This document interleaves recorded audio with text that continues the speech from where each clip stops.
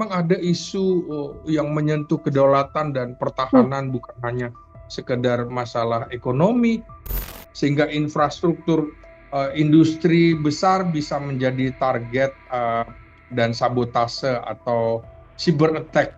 Jadi kalau nanti ada panggilan wajib militer di Indonesia, kita jangan kejang-kejang menganggap bahwa ini militerisasi.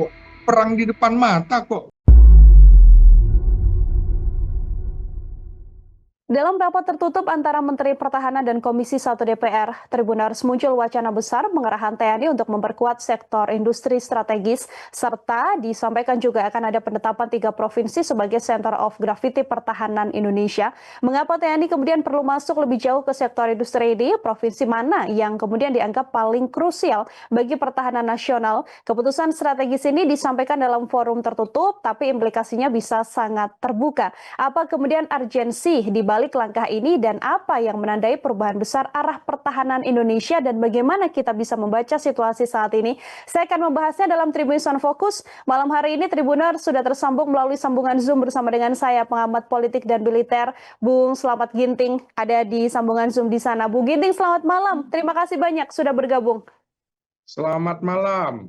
Yo, di Banda Aceh ini. Ya, Ya. siap langsung dari Banda Aceh, Bung Ginting berdiskusi hari ini bersama dengan Nila Irda. Saya ingin minta pengantar terlebih dahulu, mungkin Bung, bagaimana kemudian Bung Ginting ini melihat upaya pertahanan yang baru saja disampaikan dalam rapat tertutup dengan DPR, begitu ya, mengenai sektor industri strategis yang juga akan dikerahkan TNI, bahkan disampaikan nanti TNI akan menjaga kilang minyak sebagai bagian operasi militer selain perang. Bagaimana melihatnya, Bung? Ya, ini menarik. Ini menyangkut masalah kedaulatan negara dan kontrol negara terhadap sebuah otoritas. Misalnya seperti di bandara. Kita tentu saja tahu dan paham betul bagaimana Presiden Prabowo itu concern sekali terhadap masalah kedaulatan negara, Hmm. termasuk bagaimana menutup celah besar bagi potensi pelanggaran kedaulatan, misalnya penyelundupan, penggunaan fasilitas strategis untuk tujuan non-ekonomi, dan juga tentu ada barang yang berisiko yang harus juga dikontrol oleh pemerintah dalam hal ini. Jangan sampai ada negara dalam negara, kan begitu. Sehingga uh, Menhan Syafri Samsudin juga menegaskan tidak boleh ada negara di dalam negara yang menunjukkan bahwa menurut pemerintah pusat tentu saja keberadaan bandara seperti ini tanpa pengawasan tentu saja mengandung risiko yang serius. Dari aspek pertahanan misalnya, tentu saja isu tentang perebutan pangkalan yang digelar dalam latihan operasi gabungan ini juga menunjukkan bukan sekedar latihan simbolis, tapi TNI ingin menunjukkan, ingin menguji kesiapannya untuk menegaskan kendali atas fasilitas strategis negara, termasuk di bandara, dan itu menjadi pangkalan udara penting, bukan hanya sekedar kedatangan orang, kedatangan barang, tapi bandara adalah wilayah strategis. Objek vital nasional seperti Pertamina itu juga objek vital strategis, di mana hampir seluruh dunia juga menempatkan militer di dalam menjaga objek vital nasional.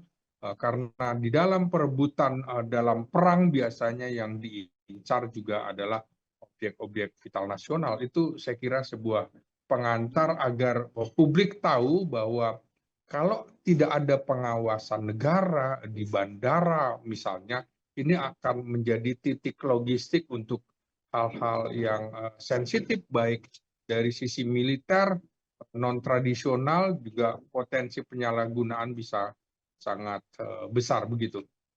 Artinya kalau Bung Ginting melihat ini memang urgensinya menuju ke perlibatan TNI ini karena memang ada situasi mendesak atau bagian dari penguatan pertahanan yang kemudian dilakukan di era pemerintahan Pak Prabowo ini, Bung? Iya betul, konsentrasi Prabowo kan juga memang jelas sejak awal dari dulu bicara kedaulatan, kedaulatan, Hmm, kedaulatan. Karena memang DNA-nya militer seperti itu. Oleh karena itu, misalnya kehadiran Menteri Pertahanan, Panglima TNI, dan bukan instansi lain di dalam isu-isu seperti ini itu menunjukkan bahwa memang ada isu yang menyentuh kedaulatan dan hmm, pertahanan bukan hanya sekedar masalah ekonomi seperti yang ada di Morewali misalnya. Jadi kalau hanya masalah izin bandara itu cukup Kementerian Perhubungan atau otoritas perhubungan bisa turun. Tapi karena ini betul-betul ada risiko potensi militer dan logistik strategis, maka keterlibatan militer dalam hal ini Kementerian Pertahanan dan Mabes TNI menjadi sangat tepat menurut saya begitu. mhm. Oke, kalau ada sejumlah pihak yang kemudian merasa bahwa ini akan, rancuh begitu ya, bagaimana kemudian perlibatan TNI ini juga bisa masuk ke ranah sipil dan sebagainya, yang kemudian narasinya adalah, ada titik tumpu yang tidak tepat begitu antara tugas dari TNI sendiri, begitupun juga dengan tugas di luar perang. Seperti apa kalau Bung Giting melihatnya? Saya ingin menjelaskan dulu di banyak negara juga memakai militer untuk menjaga aset strategis ya, misalnya di Mmm, Amerika Serikat ada National Guard dan untuk pipeline dan juga energi kritikal. Di Singapura juga SAF menjaga infrastruktur air dan telekomunikasi. Arab Saudi juga militer menjaga instalasi minyak Aramco. Jadi dalam konteks Indonesia semakin banyak sektor industri yang menjadi objek vital nasional dan ancaman non militer semakin meningkat, mhm, tentu saja kita harus memahami bagaimana peran militer di ruang sipil, apa dampaknya. Tentu saja tidak ada sisi artinya potensi positif negatifnya ada tergantung bagaimana framework kita berpikir. mhm, Potensi positif misalnya objek vital yang sangat rentan bisa lebih aman, sinyal kuat bahwa negara menjaga kedaulatan ekonomi, efisiensi respon terhadap sabotase, serangan meningkat, serangan juga untuk meningkatkan deterrence geopolitik. Nah, tentu saja bagaimana dengan tumpang tindih kewenangan TNI Polri gitu misalnya. Apakah ini perluasan militerisasi di ruang sipil? Tentu saja dengan catatan apabila tidak dibatasi regulasinya. Risiko persepsi publik bahwa militer masuk terlalu jauh ke urusan sipil dan potensi politisasi militer tak bisa diatur ketat. Karena itu mhm, yang penting menurut saya adalah mandatnya mesti jelas, area keterlibatan militer dibatasi, komando tetap berada di lingkungan Kementerian Pertahanan dan tidak masuk ke aspek manajerial atau ekonomi perusahaan. Jadi semua itu dijaga dan pelibatan militer atau TNI tidak otomatis bermasalah dan bisa diterima untuk kepentingan nasional. Tentu saja ada faktor-faktor yang bisa dipahami, misalnya ancaman geopolitik eksternal. Indonesia menjadi pusat rantai pasok nikel, baterai, dan energi transisi dunia. Dan juga jangan lupa secara geopolitik ada rivalitas Tiongkok dengan Amerika yang begitu meningkat dan dampaknya ke Indonesia adalah bisa melalui perang chip, mineral kritis, dan juga logistik, sehingga infrastruktur industri besar bisa menjadi target dan sabotase atau cyber attack. Karena itu betul-betul ancaman domestik seperti kilang minyak Pertamina yang publik juga harus diingatkan kan beberapa tahun terakhir mengalami kebakaran berulang. iya, Kabel optik di bawah laut juga pernah mengalami sabotase pemotongan. Itu terbuka loh dalam pemberitaan.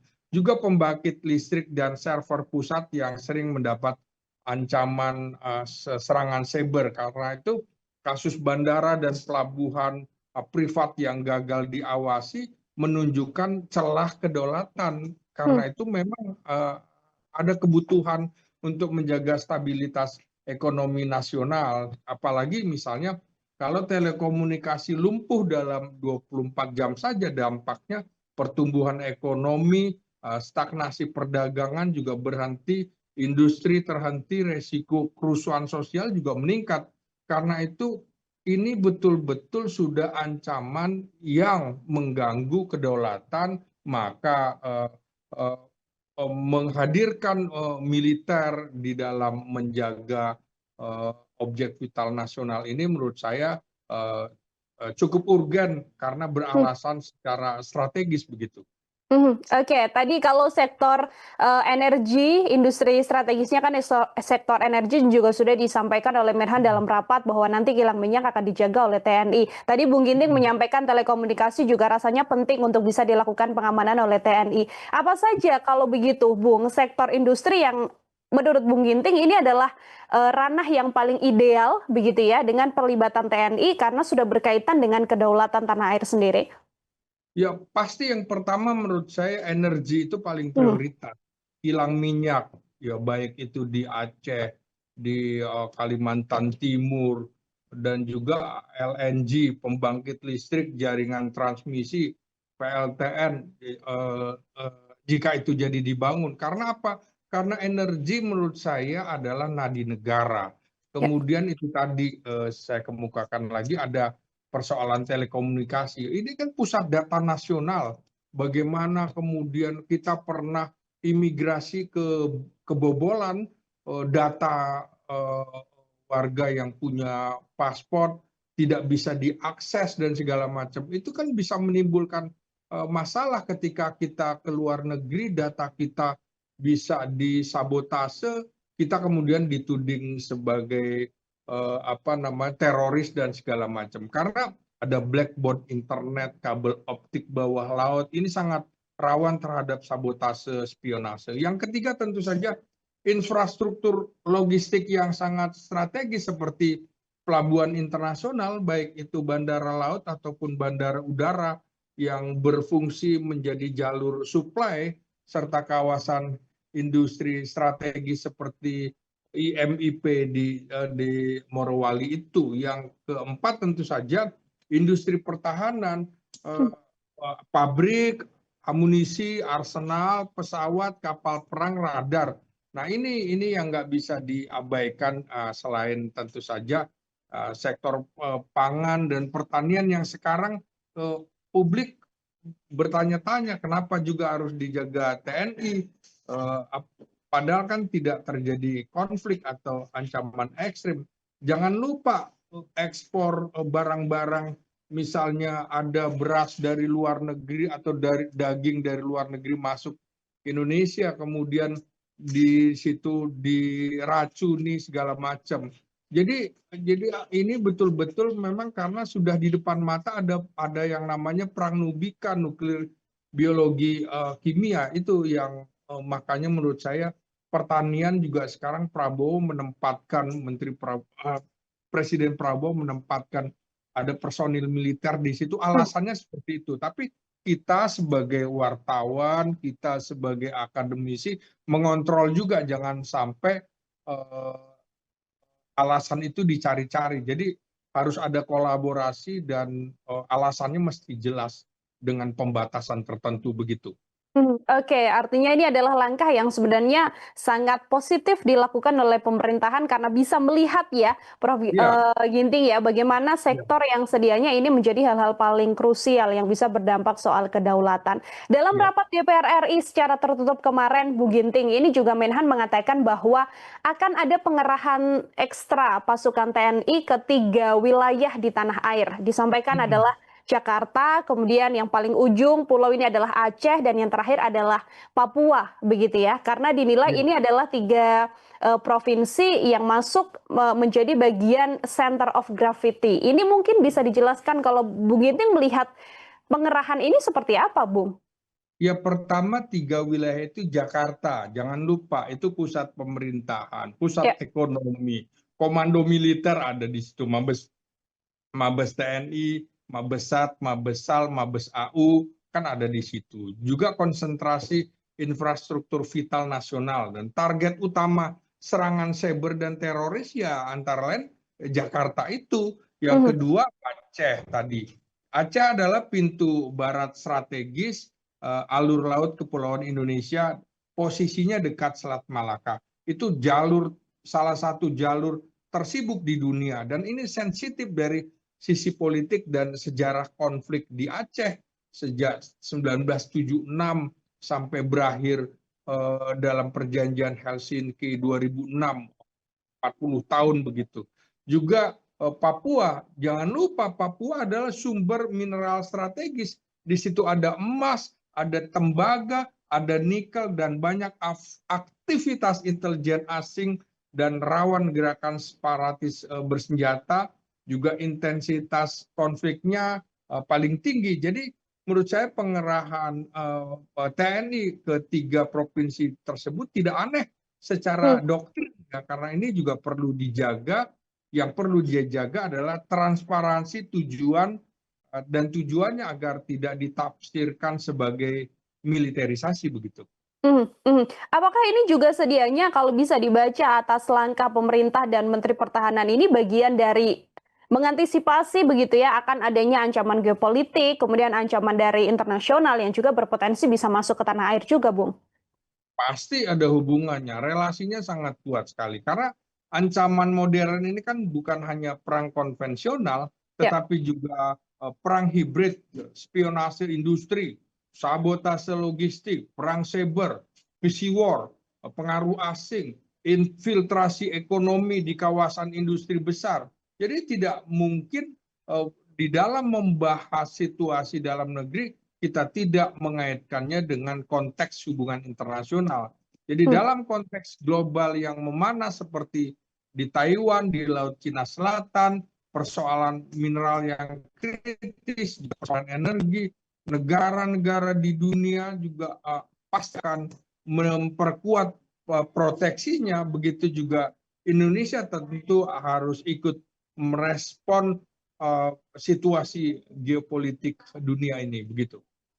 Oke, artinya Bung Ginting kalau kita bisa membaca penguatan sektor pertahanan ini kan bisa dilihat menjadi asa yang baik juga di era pemerintahan Prabowo. Seberapa besar kemudian pengerahan pasukan TNI, penguatan pertahanan untuk kedaulatan di tanah air ini bisa dilihat sebagai wujud penguatan pertahanan tanah air juga ke kacamata internasional, Bung?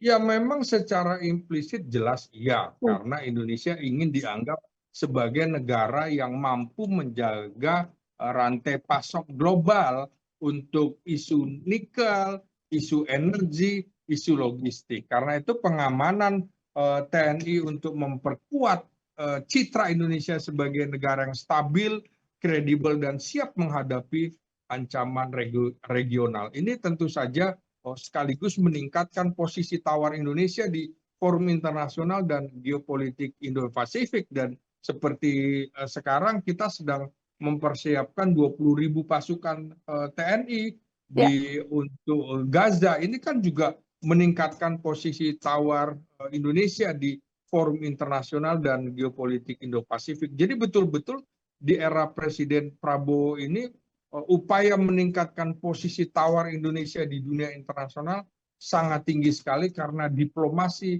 Prabowo itu sangat fasih dan juga sangat lincah, berbeda dengan pemerintahan sebelumnya begitu. Oke, ini menjadi salah satu konteks pertahanan modern yang kemudian ditunjukkan oleh era pemerintahan Prabowo, Bu Ginting?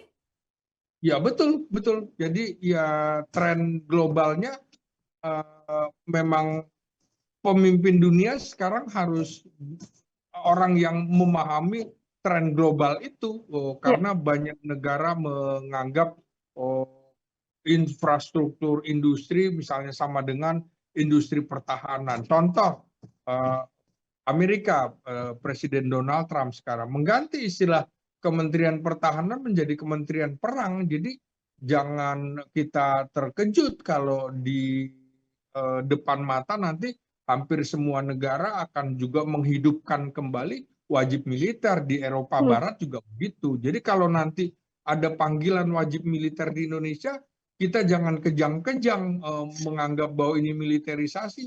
Perang di depan mata kok begitu.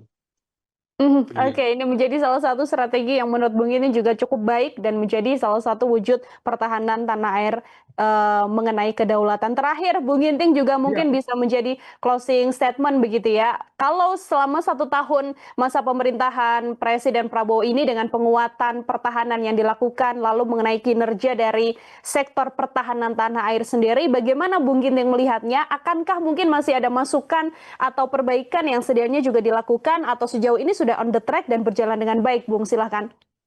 Pertama, kesimpulan saya adalah pengerahan militer atau TNI ke industri strategis adalah hal yang normal secara doktrin pertahanan modern.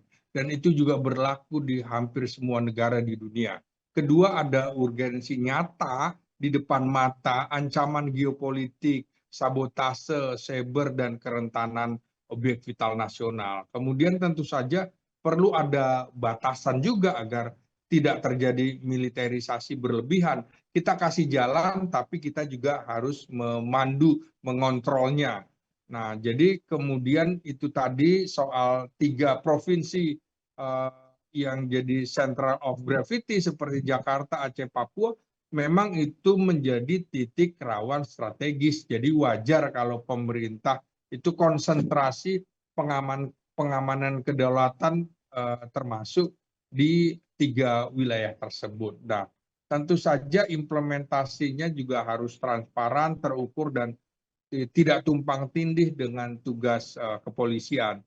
Karena itu menurut saya sebuah kunci adalah dengan desain kebijakan yang benar, maka langkah ini bisa menguatkan kedaulatan dan deterensi Indonesia, bukan melemahkannya. Jadi kita harus berpikir dalam komparasi yang sangat luas untuk kepentingan bangsa dan negara. Begitu, Mbak Nila. Oke, baik. Terima kasih banyak, Bu Ginting. Luar biasa sekali diskusi kita malam hari ini dalam program Tribun News on Focus. Semoga di lain waktu dan di lain kesempatan ada waktu kembali untuk berbincang bersama dengan Bu Ginting. Selamat malam sekali lagi, Bu Ginting. Terima kasih banyak atas waktunya. Siap, terima kasih. Salam. Ya, Tribuners, salam selamat malam, Bu Ginting, pengamat politik dan militer. Selamat Ginting, Tribuners mau bersama kita dalam Tribun News on Focus malam hari ini. Terima kasih banyak sudah mau bersama Nila Irda. Nantikan obrolan saya dengan sejumlah narasumber lain dan tema-tema lain yang pasti hanya dalam Tribun News on Focus. Saya pamit undur diri, terima kasih banyak dan sampai jumpa. Download Tribun X sekarang, menghadirkan lokal menjadi Indonesia.